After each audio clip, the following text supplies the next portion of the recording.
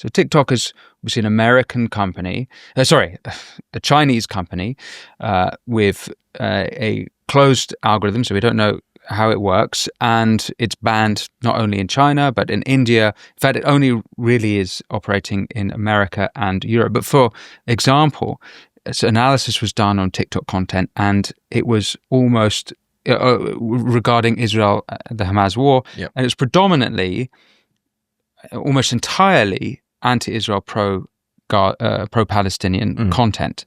So that suggests to me, particularly for everything that and this is since the beginning of the war, that suggests to me that they are deliberately shifting what is going on their platform to influence the youth of the nation. So that for me is where they've gone a little bit further. Do you think I've understood that correctly? Yeah, I think you have. And there's a broader point here about cognitive warfare, information warfare, which is often lacking from people's analyses of the CCP and of China as it currently is. Cognitive warfare is a priority for the Chinese state. They want to be able to shape narratives abroad in order to serve the interests of the state and of Beijing. And it's very interesting around Israel-Palestine. It's not the first time this has happened, by the way, when it's come to a conflict.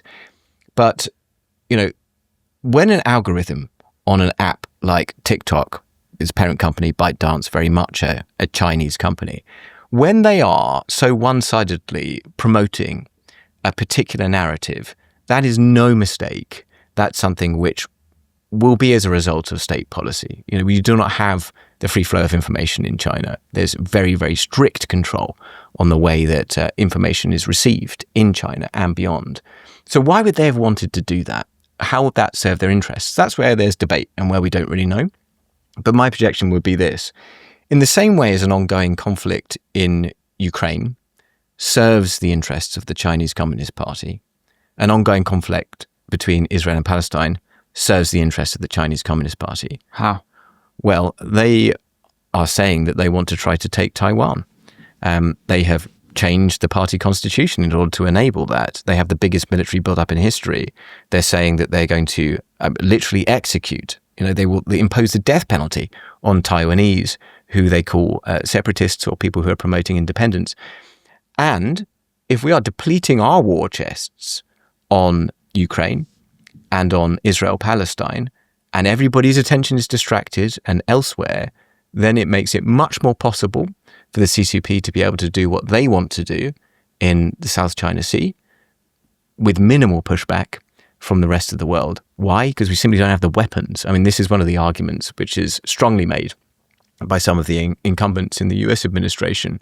It's one of the reasons there's such a hard pivot away from Ukraine. Their argument is we cannot deter a war over Taiwan at the same time as sustain this conflict in Ukraine. We can't do it. So why would it serve their interests? Well, another very distracting war, which takes up all the political oxygen, which depletes our war chests, serves their interests. Why do we think it is that China is sustaining the war in Ukraine? The war in Ukraine is impossible without China. How so? Because, well, Zelensky himself said that over 60% of the components being used to procure that war are made by China. And then the economic relationship between China... On both sides? Both sides' weaponry? Well, Ukraine is also buying weaponry and drones and materials from China. But you got well into the 60th percentile of that on the Russian side coming from China, and an economic relationship which obviously circumvents sanctions, which, enables the Russian state economically. So, if China wanted that war to end, they could end it tomorrow, put it that way. They're selling mainly the Russians parts for weaponry, which obviously is helpful for them economically. But presumably is it predominantly for economic reasons that they're selling them? Or you're saying that they're deliberately finding ways to support the Russians to prolong the war? Well, you just listen to the kinds of conversations that Xi Jinping is having with Putin. They're talking about a no-limits partnership. And there'll be reasons for that, because I would be willing to bet that if there were a conflict over Taiwan, China would call in that favor and you would see Russian troops engaged on the Chinese side in that conflict. So it's bigger merely than an economic benefit. But I think that the destabilization which has been caused by a war in Europe A war which, by the way, has caused bigger disruption to transatlantic alliances than anything I've seen in my lifetime. Of course, that serves the interests of the Chinese Communist Party. So, yes, I would not think it too extravagant an analysis to say that they are sustaining this war, and they're sustaining it not just for economic reasons, they're sustaining it for geopolitical reasons that serve their interests. Thanks for watching this clip from The Winston Marshall Show. You can click here to watch the full episode. And for more clips like this one, don't forget to subscribe. And as always, be well.